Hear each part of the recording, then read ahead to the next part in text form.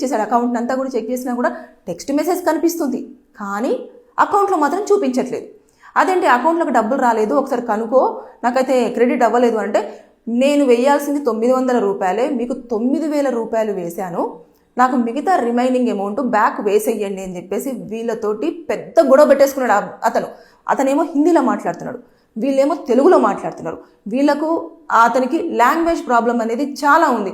వీళ్ళు చెప్పినా కూడా అతను ఏమంటున్నాడు, దబాయిస్తూ ఉన్నాడు అన్నట్టు, బెదిరిస్తూ ఏం చేసుకుని పోలీస్ స్టేషన్లో కంప్లైంట్ చేస్తాను నేను, అది ఇదని చెప్పేసి ఇంకా తిరిగి అతనే మాట్లాడుతూ ఉన్నాడు.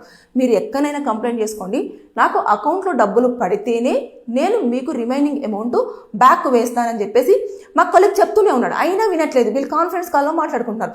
సరే నన్ను వేరేది చేసుకుంటావు చేసుకో, నాకైతే డబ్బులు పడలేదు, పడినప్పుడు మాత్రం నేను ఖచ్చితంగా రిమైనింగ్ అమౌంట్ బ్యాక్ కొట్టేస్తానని చెప్పేసి తను కాల్ పెట్టేశాడు. పెట్టిన తర్వాత ఎవరైతే టెంపో డ్రైవర్ ఉన్నాడో అతనికి కంటిన్యూగా కాల్ చేసేసి వేస్తావా భయ్యవా, వేపిస్తావా భయ్యవా, ట్రాఫిక్ సిగ్నల్ దగ్గర ఒక లేడీ ట్రాఫిక్ కానిస్టేబుల్ ఉండడం జరిగింది.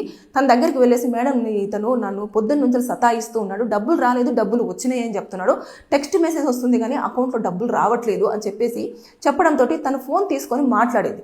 అంటే తను హిందీలో మాట్లాడింది, తను కూడా హిందీలో మాట్లాడేసిన తర్వాత ఇతను ఈవిడ అడిగిన మాటలకి అతని దగ్గర ఆన్సర్స్